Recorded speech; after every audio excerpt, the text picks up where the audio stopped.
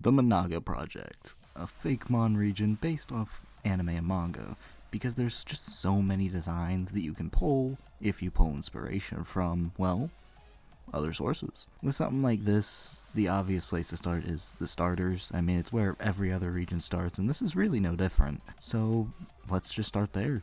For an anime trio to base Fakemon R, I mean, there's plenty of options. The most obvious option is, well, what I'm actually gonna do, because let's be honest, the big three anime are famous.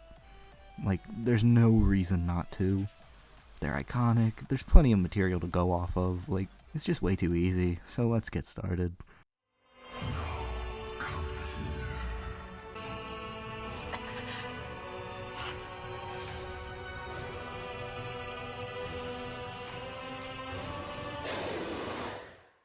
Index order, the grass starter almost always comes first, so let's just start there.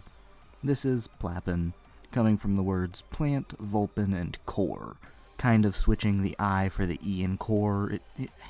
You could say it's forced, but I mean it didn't sound easier or better any other way. And the reason for all of that is because this pulls from, well, foxes, I mean Naruto, like literally fox.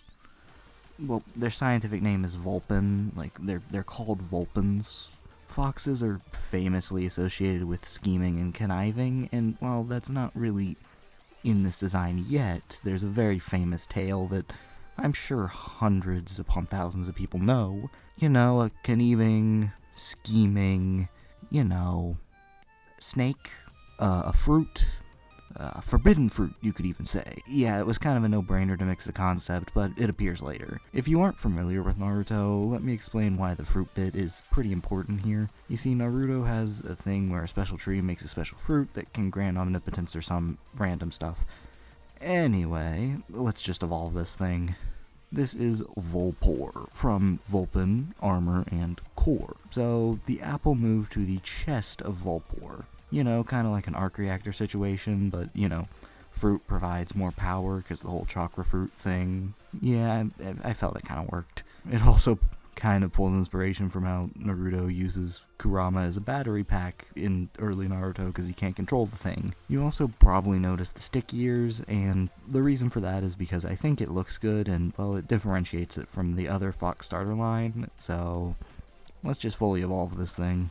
This is Volsin, the corrupted Pokémon, a grass poison type in its final form. Its name a combination of Vulpin and Sin, based on the story of the forbidden fruit, a biblical tale in which a serpent tricks Eve into eating a fruit that gets humanity kicked out of Eden. It's sort of like how Naruto got overwhelmed when he fought Pain and the whole, yes, I am going to take over your body thing that they had going on for a bit. I also went a little further into the whole humanity kicked out of paradise thing and made the line pull inspiration from, well, human weapons of war. Look, Volpor looks kind of like a cartoonish rocket launcher, and Volsin is a full-on tank or armor suit, so, after all, humans are oh so full of sin.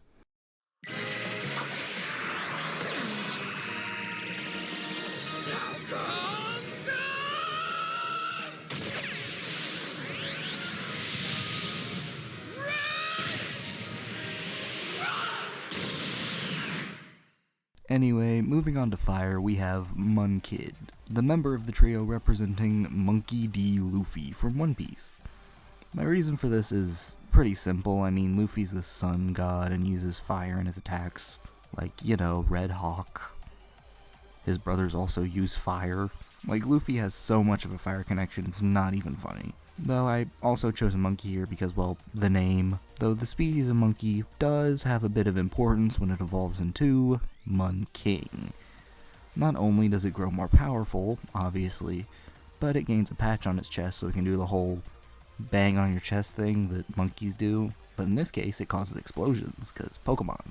Also, remember when I said the type of monkey mattered? Well, Ichiro Oda, the author of One Piece, drew the Straw Hats with their spirit animals. And while I don't think he ever confirms what kind of monkey Luffy was represented by, but to me it seems to be a Japanese macaque, otherwise known as a snow macaque, at least from what I've heard, which is why I gave it the ice type. As for the name, Monking clearly comes from Monkey and King, I mean King of the Pirates, whole thing, but that also makes more sense when it evolves into Monkong. A monkey king, like Sun Wukong, which is also where Luffy potentially pulls inspiration from.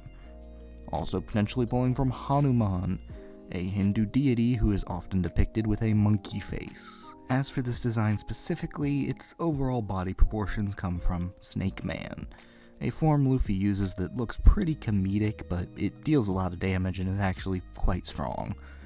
I think it's pretty safe to say I differentiate this enough from Infernape, but we'll see.